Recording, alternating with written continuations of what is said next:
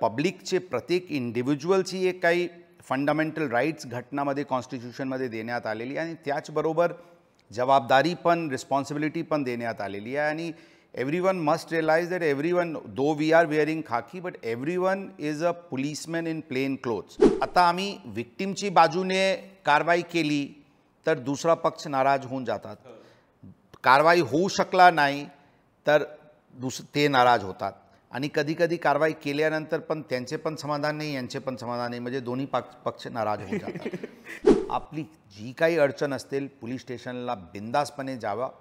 आपल्याला आपले अडचणीचे निराकरण करण्याचे प्रयत्न करू. जर कोणाला भीती वाटत असतील की ही अवैध किंवा गुंड विरुद्ध तक्रार केले तर ते गुंड आम्हाला त्रास देतील, आम्ही ती जनताला स्पष्ट आश्वासन देऊ इच्छितो की त्यांचे बाल पण बाका होऊ देणार नाही. याची जबाबदारी पोलीस यंत्रणाची आणि आमची वैयक्तिकरित्याने राहील. लोकांची अपेक्षा असते की काही घडलं की लगेच पोलीस तिथे पोहोचायला पाहिजे. सगळ्यांना हे लक्षात ठेवावं लागेल की 365 days 24/7 police cannot be omnipresent. We do not have a miracle stick. Bollywood मध्ये पण जितके नेगेटिव्ह पूर्वीचे काळात फक्त नेगेटिव्हच पोलीस दिसायचे, आज कमीत कमी थोडा पॉझिटिव्हचे पण प्रमाण वाढलेले आहे आणि प्रमाण वाढलेले आहे म्हणून म्हणजे I will say that I mean it's more than 50 to 60% in cases where police is being actually showed in good light.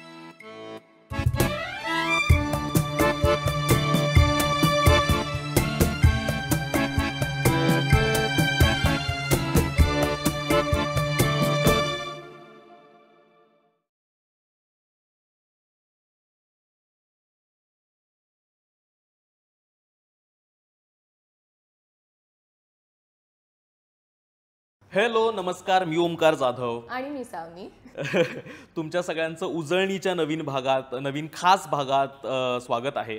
नागरिकशास्त्र जे जे लोक फॉलो करत आहेत त्यांच्यासाठी उजळणी हा फॉर्मॅट माहीत आहे त्यांना काय आहे. नागरिकशास्त्रामध्ये आपण सगळ्या गोष्टींचा अभ्यास करण्याचा, सगळ्या गोष्टींबाबत चर्चा करण्याची, सगळ्या गोष्टींबाबत बोलण्याचा प्रयत्न करतो. जे आपण शाळेत ऑप्शनला टाकलेला विषय नागरिकशास्त्र होता आणि जो आपल्याला आपला विषय वाटत नव्हता, आपण एक ऑप्शनचा किंवा मार्क स्कोर करण्याचा विषय म्हणून त्याच्याकडे बघायचो, तर त्या विषयाबाबत आपल्या आयुष्यातलं रेलेव्हन्स काय आहे, आपल्यासाठी ते कसं महत्त्वाचं आहे आणि आपल्या आयुष्याचा अविभाज्य भाग असलेलं नागरिकशास्त्र हे समजून घेण्याचा या सगळ्यातनं प्रयत्न आहे. येस, आणि उजळणी हा फॉर्मॅट हाच आहे की आपण जरी रोज लेक्चर अटेंड करत असलो किंवा नसलो तरी परीक्षेच्या आदल्या दिवशी आपले ओळखीची लोक किंवा असे काही व्हिजिटिंग फॅकल्टी, स्पेशल सर येऊन आपल्याला जेव्हा एखाद्या विषयाची उजळणी करून घेतात तेव्हा तो विषय आपल्याला खरा कळतो. आणि आज आपल्याकडे उजळणी करून घेण्यासाठी स्पेशल जी व्हिजिटिंग फॅकल्टी आहे ते आहेत अमितेश कुमार सर, जे पुण्याचे कमिशनर ऑफ पोलीस आहेत आणि महाराष्ट्र कॅडरचे 1995 बॅचचे सर IPS ऑफिसर आहेत. आणि आज पोलीस त्यांच्या पर्स्पेक्टिव्हनी आपल्याशी बोलणार आहेत. तर विषय काय आहे ओमकार? येस, विषय आजचा आहे नियम, कायदे, मर्यादा आणि जबाबदारी.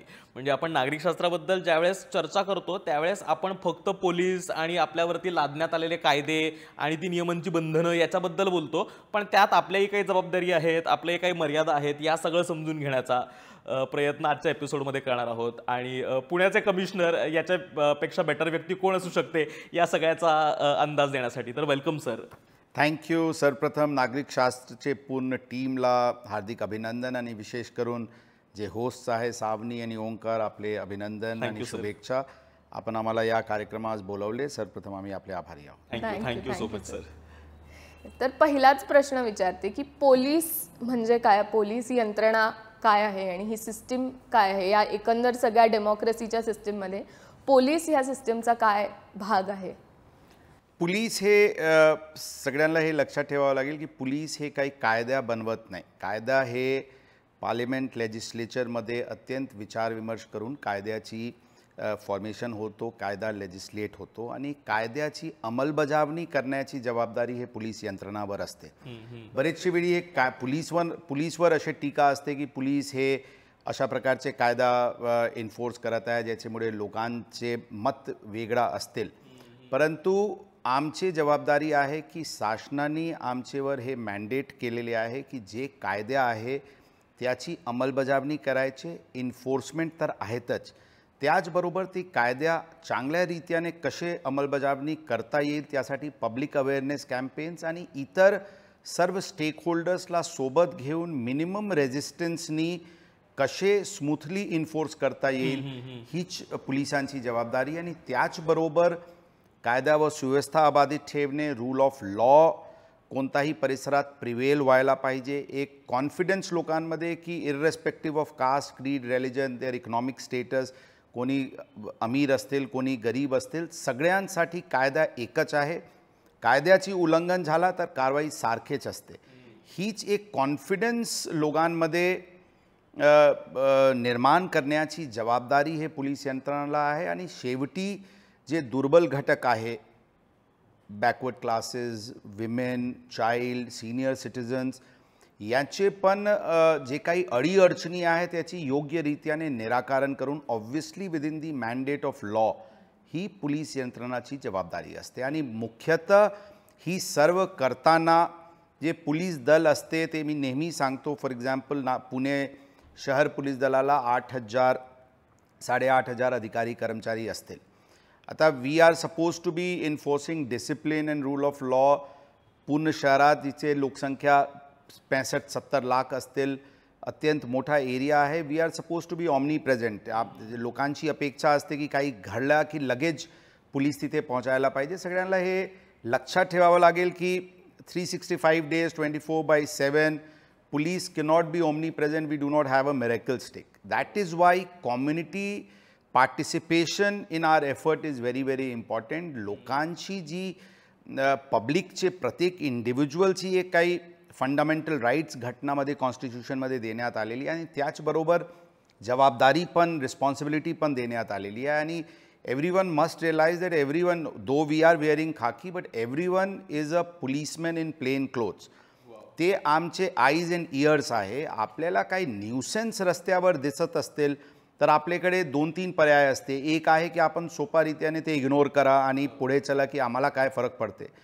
दुसरा आहे की आपण त्याचे पोलिसांना इन्फॉर्म करून इतर एक त्याचे विरुद्ध एक मोहीम छेडून पोलिसांची सहकार्य आणि प्रशासनाची सहकार्य घेऊन त्याचे पूर्णपणे ते अडीअडचणी सोसायटीमध्ये ते नष्ट व्हायला पाहिजे याची एक प्रोॲक्टिव्ह भूमिका जर सर्व इंडिव्हिज्युअल्सनी घेतली आणि पोलीस आणि प्रशासनावर लोकांनी जर विश्वास ठेवली आणि सर्वांनी स्वतः एक जबाबदार नागरिक म्हणून जे कायदा व्हॉलंटरीली कंप्लाय करता येईल ते त्यांनी कंप्लाय केला तर I think the city and the state and the whole country will be a better place to live in. Very Actually, interesting. हेच ना तुम्ही आता जे म्हणालात तेच आपल्याला शाळेतल्या पुस्तकांमध्ये पण शिकवलं जातं. तर उजळणी प्लॅटफॉर्ममध्ये आम्ही काय करतो, शाळेची जी नागरिकशास्त्राची पुस्तकं आहेत त्यातनं एक पॅरेग्राफ वाचतो आणि ही एक्झॅक्ट गोष्ट इकडे लिहिलेली आहे. सार्वजनिक जीवनातली शिस्त. आपले सार्वजनिक व्यवहार हे नागरिकांनी जबाबदारीने चालवले पाहिजेत असं लोकशाहीत अभिप्रेत असतं. संविधानात कायदे आणि नियम यांची अंमलबजावणी करण्यासाठी पोलीस यंत्रणा, लष्कर, न्यायालय इत्यादी संस्था आपले जीवन नियंत्रित करतात. पण केवळ त्यांच्यावर भिस्त ठेवून चालत नाही. तर लोकांनी आपल्या सार्वजनिक जीवनात स्वतःहून शिस्त पाळावी अशी अपेक्षा लोकशाहीत असते. त्या दृष्टीने नागरिकांना राज्याचे कायदे नियम पाळले पाहिजेत आणि यंत्रणांचा आदर केला पाहिजे. मला वाटतं exactly that's what I just specify. Pune शहरात वाहतूकची एक अत्यंत मोठी समस्या किंवा एक ज्वलंत प्रश्न आहे. I think the motor vehicle rules जे आहे, जे कायदा आहे मोटर वाहनांची, they are the easiest to follow, yet it is the least followed. For example जर कोणी रेड लाईट सिग्नल जंप करत असतील, first he is endangering his own life. He is endangering the life of others, and what is he achieving? He might probably reach his destination 2-3 minutes, 5 minutes earlier than whatever it would have actually happened. तरी पण लोकांची एक हे आहे की red light jump करायचे. Triple seat motorcycle वाहन एक क्षमताचे बनलेले असतात, त्यांची इंजिनिअरिंग त्याप्रमाणे असतात. It is meant for 2 people. If a third individual is sitting, he is endangering not only the risk of all 3 but others as well. म्हणून मी लोकांना स्पेशली यूथला आमची आव्हान असते की they are the easiest to follow. Please follow those rules and regulation. जर तुम्ही ते रूल अगर आज जर तुम्ही मोटर वाहन कायद्याची नियमची अंमलबजावणी करण्याची तुमची मानसिकता नसतील तर I am sure you are going to be an aberration in future as well.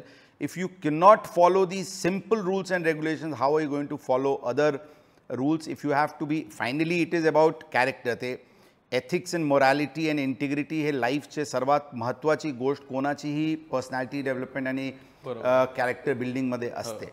So this is the initial thing which I would appeal. आमची यूथची एक अपील राहील की स्वतः फॉलो करा आणि त्यासाठी तुमचे फ्रेंड, तुमचे असोसिएट, तुमचे कॉलेजमेट, तुमचे स्कूलमेट सगळ्यांना यासाठी एक एक एक रिव्होल्यूशन सारखे एक मोहीम छेडा की आम्ही फॉलो करणार, तुम्हाला पण फॉलो करावा लागेल आणि सगळे मिळून शहराला शिस्तीत थोडी जास्ती शिस्तीत आणण्याचा प्रयत्न करू. मला हे खूप महत्त्वाचं वाटतं की आपण पोलिसांना कायम म्हणजे पोलीस समोर दिसले की आपण पळतो, आपण त्यांना घाबरतो, आपल्याला असं वाटतं की नाही नाही हे आपल्यातले कोणीतरी नाही आहेत आणि ते आपल्यावरती काहीतरी एक लादण्याचा बंधन घालण्याचा प्रयत्न करतात. पण हे सगळं खरं तर कायद्याने दिलेले जे काही नियम आहेत त्याचं पालन करण्यासाठी ते आहेत आणि ते खरं तर आपली काळजी करण्यासाठी आहेत. तर आपण त्यांना आपल्यासारखं न बघता आपण ते आपले म्हणजे घरातले वडील जसं म्हणतात की हे नको करू, ते तसं खरं तर त्या वडीलधाऱ्या भावनेनं तुम्हाला फक्त तुमच्या जबाबदाऱ्यांची जाणीव करून देण्याचं काम करतात.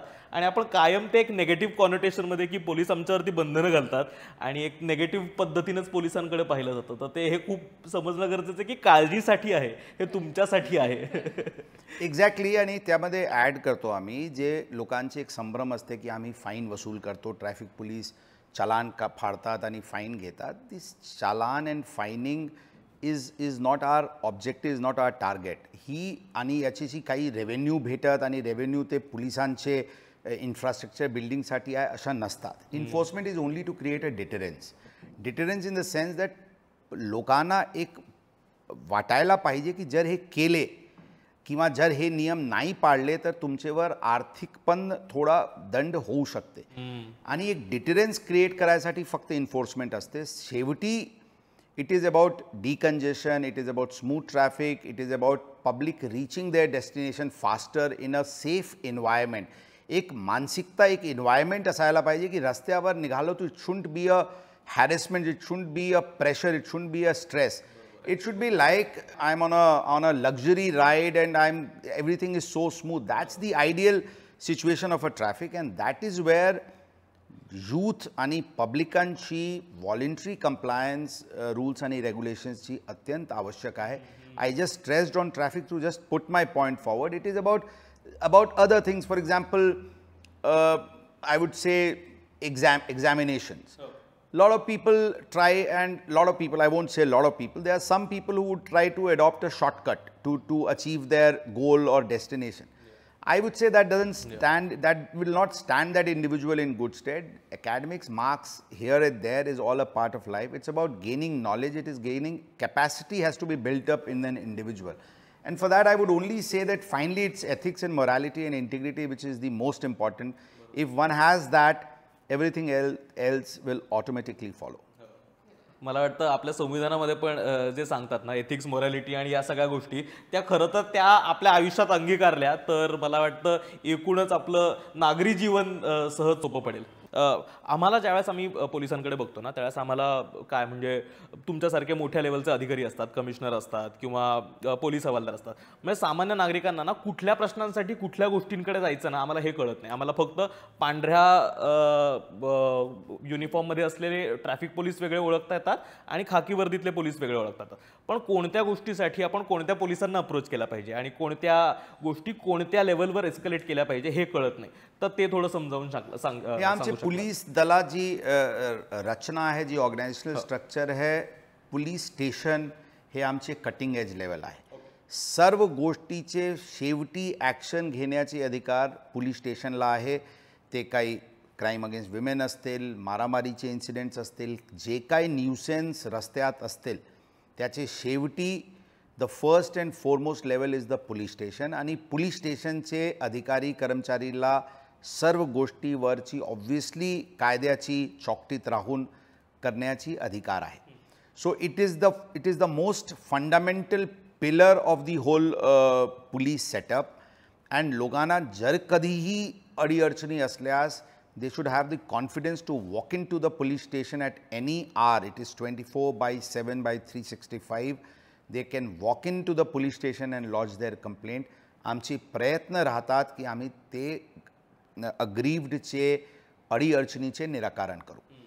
आता डेफिनेटली पोलीस स्टेशनला कधी कधी लोकांचे समाधान होत नाही, तर वी हॅव सुपिरियर ऑफिसर्स ज्यांचे सुपरविजन पोलीस स्टेशनला असतात. जर पोलीस स्टेशननी काही केले नाही जे करायला पाहिजे होता, तर वरिष्ठ अधिकारी त्याचे डिरेक्शन देऊ शकतात आणि ते इंटरव्हीन करून ते पॉझिटिव्ह जे काही लीगल फ्रेमवर्कचे अधीन राहून करता येईल. तर above the police station is the ACP, the Assistant Commissioner of Police. Above him is the Deputy Commissioner of Police, ज्यांना DCP म्हणतो. त्याचे वर ॲडिशनल कमिशनर ऑफ पोलीस आहे, त्याचे वर जॉईंट कमिशनर ऑफ पोलीस आहे आणि त्याचे वर शेवटी पोलीस कमिशनर आहे. This is the organisational setup of any police unit. जिल्ह्यामध्ये जे छोटे पोलीस युनिट जे जिल्हा आहे तिथे एसपीचे नीचे खाली ॲडिशनल SP, SDPO आणि शेवटी police station.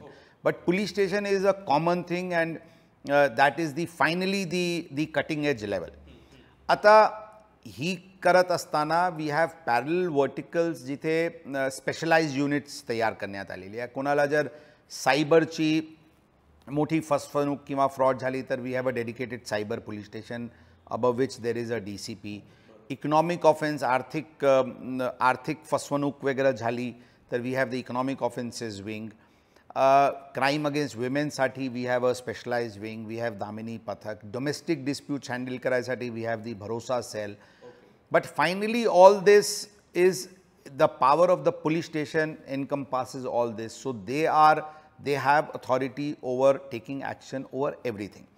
Now the second thing is that many a times a victim in distress, a woman in distress might not be in a position to actually go to the police station. We have a system called 112. पूर्वी आपल्याला माहिती असतील 100 number होता जिथे it use to be the call centre. आता अत्यंत महाराष्ट्रात अत्यंत मॉडर्न डायल 112चे एक सेटअप तयार करण्यात आलेली आहे आणि ते डायल 112ला कॉल आल्यानंतर इमिजिएटली कुठून विक्टिम कॉल करत आहे, त्या स्पॉटवरून कोण ते पेट्रोलिंग मोबाईल जवळ आहे आणि ते GPS बघून ते नियरेस्ट मोबाईलला आम्ही त्या विक्टिमकडे डायवर्ट करतो. So that the response is quick and response is effective.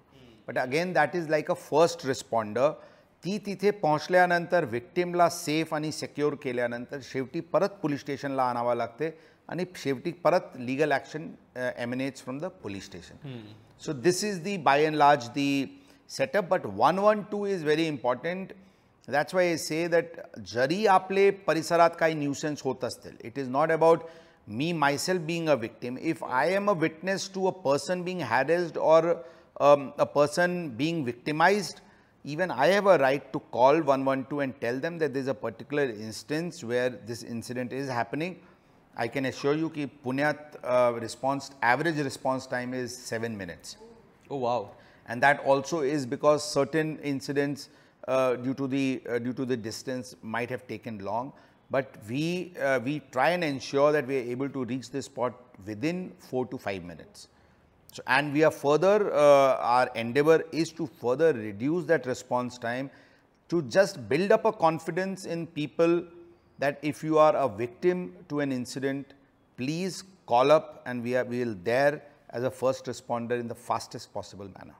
मला वाटतं हा विश्वास मिळणं सुद्धा लोकांना ना खूप गरजेचं आहे की आपल्याला आपण कुठल्याही अडचणीत असताना एक जी व्यक्ती म्हणजे आपण कुठल्याही घरी असताना आपल्याला काही त्रास झाला, मला काही गोष्टींमधनं जावं लागलं तर आपण पहिल्या आपल्या घरच्या वडिलांना आईला जसा फोन करतो त्यावेळेस आपण समाजात वावरत असताना कुठल्याही पद्धतीचा त्रास झाला, काही इम्पॉसिबल अवघड सिच्युएशन आली तर त्यावेळेस पोलिसांना पहिलं फोन करणं आणि ते तुमच्यासाठी 4 ते 5 मिनिटात येतील याचा इतका विश्वास मिळणं खूप गरजेचं आहे. पण हे बोलत असताना पण सर मला हे जाणून घ्यायचं आहे की ज्या वेळेस म्हणजे कोणकोणत्या गोष्टींसाठी आपण पोलिसांकडे जाऊ शकतो. म्हणजे आता आपण एखाद्या सोसायटीमध्ये राहतो, माझ्या शेजारच्या घरात खूप मोठ्याने आवाज करताहेत ज्याचा त्रास आम्हाला होतो आहे, किंवा मी रस्त्यावरनं चालताना काय एका समोरच्या साईडला एका मुलीची छेड काढली जाते. तर बऱ्याचदा ना ही सारखी भीती असते की याच्यामध्ये जर मी तक्रार केली, मी जर यात पडलो तर मला परत पोलीस स्टेशनला जावं लागेल, मला परत मी इन्व्हॉल्व नसलेल्या गोष्टीमध्ये मला इन्व्हॉल्व व्हावं लागेल आणि माझ्या डोक्याचा व्याप वाढेल. तर याच्यामुळे कदाचित हिंडरन्सेस क्रिएट होऊ शकतात की मला माझ्या मागे काहीतरी एक वेगळंच लागून जाईल आणि पोलीस स्टेशनला मला जावं लागेल आणि त्याच्यामुळे लोक इतर लोकांच्या भानगडीत पडायचं टाळतात. तर काय काय गोष्टींमध्ये आपण पडू शकतो आणि खरंच असे हिंडरन्सेस असतात का? आपल्याला हे लक्षात ठेवावं लागेल की पोलीस स्टेशन एक मात्र हॉस्पिटल आणि फायर सर्व्हिस सोडून एक पोलीस स्टेशन एक अशी इन्स्टिट्यूशन आहे जे 24 तास उघडे असतात. 24 तास it is manned irrespective of festivals etcetera. We are always it is manned. Now जे काही न्यूसेन्स कोणाला अडीअडचणी असतील बरेचशे वेळी त्याचे मूळ कारण पोलिसांशी संबंधित नसते. There might be a dispute over someone their leakage in the house or water not coming or the electricity being disconnected and thereafter a fight starting. See, बरेचशे वेळी हे मूळ मुद्दा जरी पोलिसांशी संबंधित नसतील परंतु त्याच्यामुळे काही मारामारी किंवा काही दमदाटी किंवा अडीअडचणी कोणाला असतील तर he has a right to go to the police station. आणि पोलीस स्टेशन जरी गुन्हा दाखल करू शकत नसतील तरी पण नॉन कॉग्निझेबल ऑफेन्स दाखल करून किंवा ते पार्टीजला बोलून त्यांना काउन्सिलिंग करून त्यांना समजावून सांगून ही एस्केलेट होता कामा नये आणि जे मूळ मुद्दा आहे त्याचे निराकरण संबंधित डिपार्टमेंट किंवा कोर्ट किंवा सिव्हिल कोर्ट तिथे जाऊन त्याचे निराकरण करता येईल. आता राहिली गोष्ट की कोणी फिर्याद दिला तर पोलीस स्टेशनला वारंवार जायचे असे नसतात. ही एक फक्त एक लोकांमध्ये एक चुकीचे एक मानसिकता तयार झालेली आहे. जरी आपण तक्रार केली आणि आपले संबंध असतील तर you have to fight for your justice. And fight for your justice meaning fight in inverted commas. You have to take the case to its logical conclusion. आणि जरी 2 वेळा पोलीस स्टेशनला स्टेटमेंट वगैरेसाठी जावंच लागला आणि 1-2 वेळी न्यायालयाला एव्हिडन्स देण्यासाठी जावंच लागला तर overall in the interest of your individually as well as in societal interest, I think that is the time one can easily spend. Now ही गोष्टी एक ॲक्सिडेंटचे केसमध्ये अत्यंत महत्त्वाचे आहे. बरीचशी वेळी आपण बघतो की रस्त्यावर काही ॲक्सिडेंट झाला आणि इंजर्ड रस्त्यावर पडलेले आहे आणि कोणी त्यांना रिस्पॉन्स देत नाही. ही किती आय मीन वाईट गोष्टी आहे. हे लोकांना आत्मपरीक्षण करणे गरजेचे आहे. The person who is lying tomorrow it could be you yourself, it could be someone some of your close relative. First and foremost is that whoever sees him first must take him to the hospital for a quick first aid. You will end up saving a life.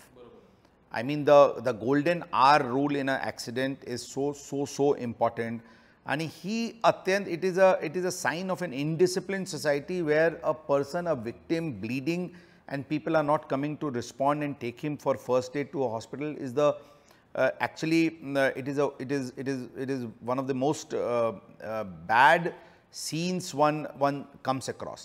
आमचे म्हणणं आहे की लोकांना परत यामध्ये संभ्रम असते की आम्ही घेऊन गेले तर आम्हाला पोलीस स्टेशनला जावं लागेल, आम्हाला हे करावं लागेल. अशा नसते. You have to admit him in the hospital. आपले नाव द्या, जे आपण बघितलेले आहे ते सांगून द्या. नंतर आपण घरी घ्या. ते डॉक्टर ते आणि पोलीस आणि त्यांचे नातेवाईक बघतील. परंतु अशा प्रकारचे इंटरव्हेन्शन्स प्रत्येक नागरिकांची मला वाटते जबाबदारी आहे. आणि it is the good Samaritan law also now. And good Samaritan जे गाईडलाईन्स आहेत त्यामध्ये पण आपली जबाबदारी आहे आणि कॉन्स्टिट्यूशनमध्ये फंडामेंटल ड्युटीमध्ये पण ॲज अ रिस्पॉन्सिबल सिटिझन म्हणून आपली सगळ्यांची ही एक नैतिक जबाबदारी आहे असं मला वाटतं. बरोबर. आपण ना पोलिसांबद्दल आता हे सगळे आपण बोलतो ह्याच्यात सगळ्यात एक अंडरलाईन थ्रेड आहे ती भीतीची आहे. की भीती वाटते कारण मीडियामध्ये किंवा कुठेही बघितलं ना पोलिसांची 2 प्रकारची रिप्रेझेंटेशन्स आपल्याला दिसतात जी खऱ्या आयुष्यात नाही आहेत. पण म्हणजे इधर सिंघमसारखा कुठच्या तरी फिल्ममधला हिरो असतो जो काही नियम त्याला नसतात, तो कुठच्याही राज्यात बिनधास्त जाऊन हे करतो. किंवा मग असं असतं की जे क्राईम घडल्यानंतर एकदम सगळ्यात शेवटी पळतात तोपर्यंत हिरोनी ऑलरेडी सगळ्या गोष्टी वाचवलेल्या असतात. मीडियामध्ये सुद्धा प्रश्न विचारताना पोलिसांना अशाच पद्धतीने ही सगळी अझम्पशन्स डोक्यात ठेवून प्रश्न विचारले जातात. तर आत्ता तुम्ही कमिशनर आहात आणि आम्ही तुमच्यासमोर नागरिकांचे प्रतिनिधी म्हणून बसलोय. तर अशा काय गोष्टी आहेत की ज्या नागरिकांना पोलिसांबद्दल माहिती पाहिजेत? कारण बरेचदा आपण पोलिसांचा ना माणूस म्हणून विचार करत नाही. बरोबर आहे. याचे एक हिस्टॉरिकल जे बॅकग्राऊंड आहे, ज्यावेळी ब्रिटिश काळामध्ये police was used as a force to crush certain agitations, crush certain anti-British activities. त्या बॅकग्राऊंडमध्ये पोलीसची स्थापना त्यावेळी झाली होती. आता after independence and of late education, development, human rights हे सगळे विचार करून आत्ता ही गोष्टी it is a matter of past. Police आज अत्यंत जबाबदारीने वागते. I am talking on behalf of 99% of us. Why 99% I am saying is सगळेकडे काही ब्लॅक शीप्स असते. ते समाजाचे प्रत्येक जे काही स्टेक होल्डर्स आहेत सगळ्यांमध्ये ब्लॅक शीप्स असते. पोलिसांमध्ये पण 1% असतील. But on behalf of 99% of us I can tell you that आम्हाला we have our own code of conduct, we have our own mandates, what to do, what not to do, what we are supposed to do.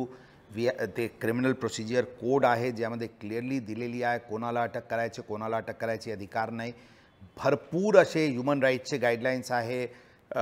असे भरपूर एक ते we are bound down by lot of such provisions. आणि by and large we act responsibly and we act with full confidence of what we are doing. Now also you have to realize की police stations मध्ये आज सर्व ठिकाणी CCTVs लागलेली आहे. Everything is being recorded. आम्ही victimशी कसे बोलते, काय आमची बॉडी लँग्वेज आहे, काय कंडक्ट आहे, that's all being recorded. Now police station, police अधिकारी पोलीस स्टेशनमध्ये किंवा रस्त्यावर काम करताना वी आर पब्लिक सर्वंट्स. आम्हाला कोणताही नागरिकला आमची व्हिडिओ रेकॉर्डिंग करण्याची अधिकार आहे. We cannot say that you cannot video record मी बिकॉज आय मीन देर बरेचसे वेळी अशा प्रकारचे कन्फ्लिक्ट होत असते. I have told my people that you are a public servant working in a public office or on a public street. Every individual has a right to video record you, obviously subject to certain dignity of our lady staff or lady constables. Obviously that space has to be given. But आम्ही आज by and large नागरिकांची जबाबदारीने वागण्याची प्रयत्न करतो. आमचे traffic पोलिसांना पण नेहमीचे हे आहे की do not fall in conflict with people. Traffic rule violation करताना जे व्हायलेट करत आहे ते काही क्रिमिनल नसते. ते आमचे मुलामुली पण असू शकते, आपले भाऊ बहीण नातेवाईक पण असू शकते. Violation is so you have no right to misbehave with them किंवा रूडली बोलणे हे काही हे अधिकार नाही आहेत. It is a matter of sensitization which we do it. And as a leader or as a police institution आम्ही कधीही अशा प्रकारचे एबरेशन आमचे अधिकारी कर्मचारी करून टॉलरेट करत नाही. First and foremost is that people should have the confidence to walk into the police station or walk up to a policeman with confidence and ask him for a redressal, and he should be forthcoming to give it. That is the final situation. आमची appeal राहील लोकांना की बिना कोणताही डर आणि भीती आणि काही अशा प्रकारचे न घाबरता आपली जी काही अडचण असतील पोलीस स्टेशनला बिंदासपणे जावा. आपल्याला आपले अडचणीचे निराकरण करण्याचे प्रयत्न करू. जर कोणाला भीती वाटत असतील की ही अवैध किंवा गुंड विरुद्ध तक्रार केले तर ते गुंड आम्हाला त्रास देतील, आम्ही ती जनताला स्पष्ट आश्वासन देऊ इच्छितो की त्यांचे बालपण बाका होऊ देणार नाही. याची जबाबदारी पोलीस यंत्रणाची आणि आमची वैयक्तिकरित्याने राहील. लोकांना कॉन्फिडन्स पाहिजे. They should raise their voice with full confidence, come to the police station and get that issue sorted out. Having said that, you must realize कि we have to act within the four corners of there is a Lakshman Rekha, there is a law, legal framework within which we can act. At times लोकांची expectation जे आहे ते आम्हाला fulfil करता येत नाही. इच्छा जरी असतील तरी आम्हाला फुलफिल करता येत नाही. एक्झाम्पल आम्ही देतो.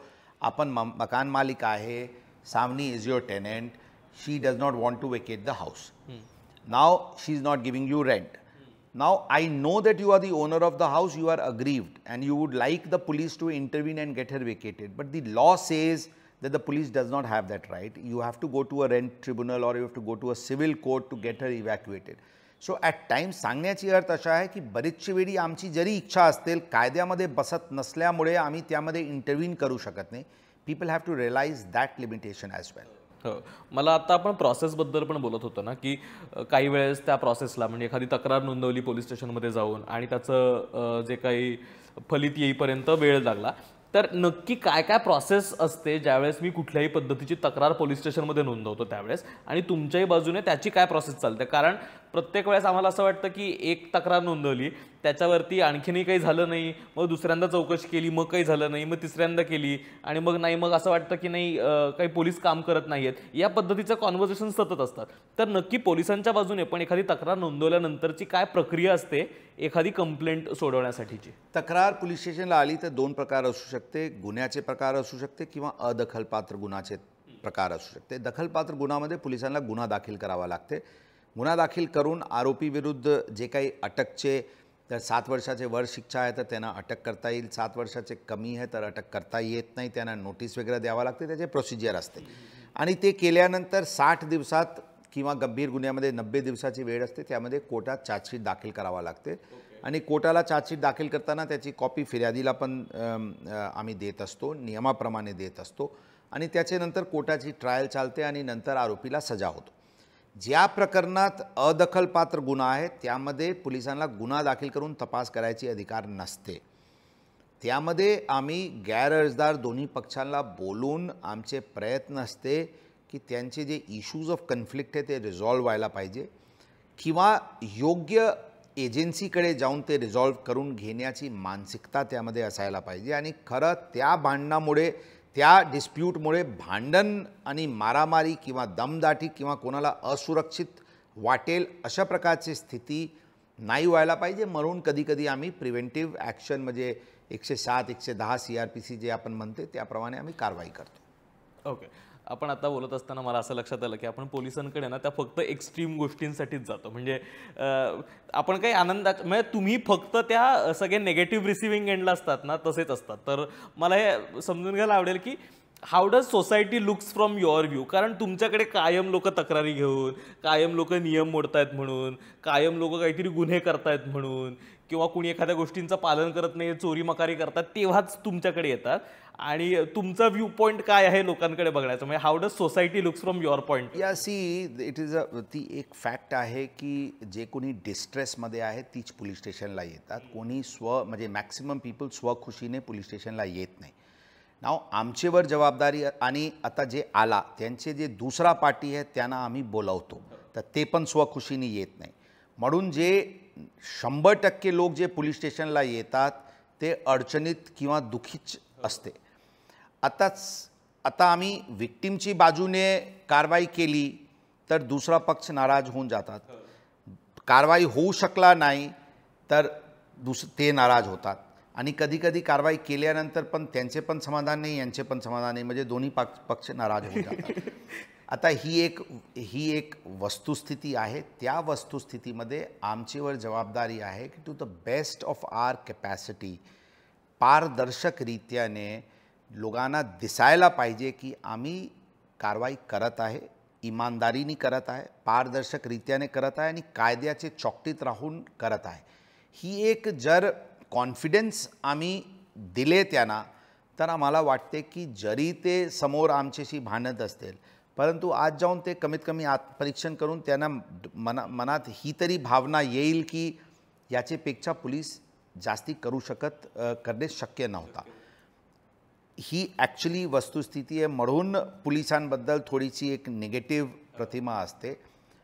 ही सांगितले असताना आमचे एक प्रोॲक्टिव्ह अप्रोच की समाजाचे सर्व स्टेक होल्डर्सशी चर्चा करून, त्यांच्याशी एक पार्टनरशिप करून, त्यांच्याशी एक कम्युनिकेशन चॅनल्स ओपन करून exactly what we are doing, why we are doing, what we can do, what we can't do, ही एक सोसायटीचे सर्वांना आम्ही सोबत घेऊन एक पॉझिटिव्ह इम्पॅक्ट करायची आमची प्रयत्न असते. For example, we interact with students, we go to colleges, we go to schools, we interact with traders association, we interact with transporters, we interact with jewelers, we interact with everyone.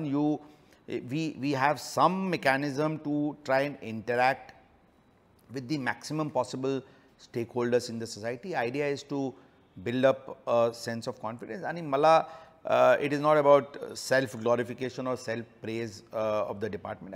I would say that काही वर्षापूर्वीचे जे स्थिती होता, आज मला वाटते overall एक positive side पोलीसचे पण लोकांपर्यंत पोहोचत आहे आणि we are certainly gaining respect. आता लाइटर वेनमध्ये सांगायचे असतील तर बॉलिवूडमध्ये पण जितके नेगेटिव्ह पूर्वीचे काळात फक्त नेगेटिव्हच पोलीस दिसायचे, आज कमीत कमी थोडा पॉझिटिव्हचे पण प्रमाण वाढलेले आहे. आणि प्रमाण वाढलेले आहे म्हणून म्हणजे I will say that I mean it's more than 50 to 60% in cases where police is being actually showed in good light. Even काही मूवीमध्ये एखाद दोन इंडिव्हिज्युअल पोलीस कर्मचारी अधिकारीला जर बॅड लाईटमध्ये प्रोजेक्ट करत असतील, ओव्हरऑल बाय अँड लार्ज पोलीसबद्दल एक पॉझिटिव्हिटी दिसते. And I am sure it is as a leader of the force also it is our duty that we try and build up our image, and I'm sure things would further improve in the days and years to come. अजून एक प्रश्न असा आहे की आता आपण media इंटरॅक्शन्समध्ये किंवा मीडियामध्ये विचारलेले जे प्रश्न बघतो ते अशा काही स्पेसिफिक इव्हेंट्सचे असतात जे खूप ॲडव्हेंचरस वरून वाटतात. पण तुमचा नॉर्मल टिपिकल दिवस कसा असतो? कारण आय एम शुअर हा काही एक 9 to 5 जॉब नाही आहे की मी आता काम केलं, ऑफिसला आलो, काम संपवलं, घरी गेलो, शांतपणे झोपलो, टी व्ही बघितला. आय एम शुअर हा 9 to 5 जॉब नाही आहे. तर तुमचा एक टिपिकल दिवस कसा असतो? See, policing, as a executive policing is, as you said, 24/7 job आहे. In fact, जे vulnerable time क्राईमसाठी आहे किंवा कन्फ्लिक्टसाठी आहे ते 7 वाजतापासून संध्याकाळी रात्री 1-1:30-2 वाजेपर्यंत ही आमच्यासाठी vulnerable टाइम पिरियड असते. लोक सगळे कामातून परत घरी येते आणि तिथे इश्यूज सुरू होते. म्हणून ट्रॅफिकची समस्या ऑब्व्हियसली ते दिवसात असते, परंतु जे क्राईमचे फ्रंटमध्ये जे इश्यूज आहे ते संध्याकाळी असते. टिपिकली सी मॉर्निंगपासून इव्हनिंगपर्यंत visitors and meetings and review meetings and try policy decisions ही ऑफिस वर्क असते. बट आफ्टर दॅट जे फोनवर काम चालू असते की याचे तक्रार किंवा काय इन्सिडेंट्स आहे, काय इश्यूज आहे, ती overall by and large it's a long working day. But I mean no reason to crib about it because we are in police uniform or in police service out of our choice. It's not that someone forced us to be in that. We have come here with choice, fully well knowing that it has long working hours and the responsibility is immense and huge. And I'll say that whatever it is, it's really enjoyable connecting with people to try and address their issues. हे खूप महत्त्वाचं आहे या पद्धतीनं समजून घेणं. आता आपण ऑलमोस्ट शेवटचा प्रश्न विचारतो आहे, तेव्हा येताना मला याच्यावरती हायलाईट करायला लागेल की आपला आजचा एपिसोड आहे तो नियम, कायदे, जबाबदारी आणि मर्यादा. तर आम्ही सामान्य नागरिक म्हणून सुद्धा पब्लिक स्पेसेसमध्ये वावरताना काय काय गोष्टींची काळजी घेतली पाहिजे आणि काय काय गोष्टींची बंधनं, मर्यादा आणि जबाबदाऱ्या यांची काळजी घेतली पाहिजे आणि त्याला पोलीस कसे कॉम्प्लिमेंट करू शकतात या सगळ्या गोष्टींसोबत डील करताना.